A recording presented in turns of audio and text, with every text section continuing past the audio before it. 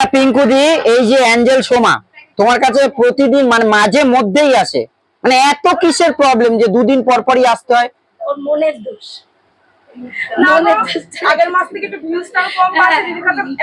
আমি এক মাস পরে থেকে আমার অনেক ভিডিও ভাইরাল হয়েছে, তারপরে এই আগের মাস থেকে ভিউজ মানে জানে দিদির কাছে আসলে দিদি তো ফোনে হাত দিলে ভিডিও ভাইরাল হয়ে যায়। এটা হচ্ছে মনের ব্যাপার, আর কিছুই না।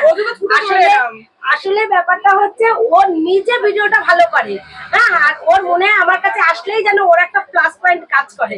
তার জন্য মনের ওষুধ কিন্তু কারো কাছে নেই, মন নিজেকে শান্ত করতে হবে। দিদির কাছে আসলে আমার ভাইরালটা পুরো ঠিক হয়ে যাবে। আমি বলবো যে তুমি আরো ভালো ভালো করে ওই টপিকের উপর কাজ করো, দেখবে অবশ্যই যেই কন্টেন্টটা করবে একই কন্টেন্ট ধরে রাখবে। ধরো তুমি ডান্স করছো, ডান্সের কন্টেন্ট রাখবে, ঠিক আছে?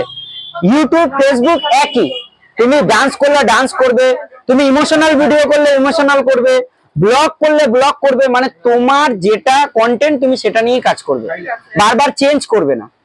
কারণ দেখা গেল আজকে আমি আমাকে দিয়েই বলছি, ধরো আমার তোমার ভিডিওটা ভালো লেগেছে ডান্সে, ঠিক আছে, তো তোমাকে আমি লাইক করেছি, ফলো করেছি, ঠিক আছে, সাপোর্ট করেছি। এবার যখন আমি দেখছি তুমি অন্য টাইপের ভিডিও বানাচ্ছ, সেটা আমার ভালো লাগছে না, তখন গিয়ে কি করলাম, আমি আনসাবস্ক্রাইবার করে দিলাম, আমি আনফলো করে দিলাম। তো বন্ধুরা, যারা এই ভিডিওটা ফেসবুক থেকে দেখছো অবশ্যই ফলো করে দেবে, আর যারা ইউটিউব থেকে দেখছো তারা সাবস্ক্রাইব করে দেবে। চলো বলো আর কি বলছো? মানে এক ভিডিও আমি ধরে রেখে দেবো, একই কন্টেন্ট ধরে রাখবে। ঠিক আছে।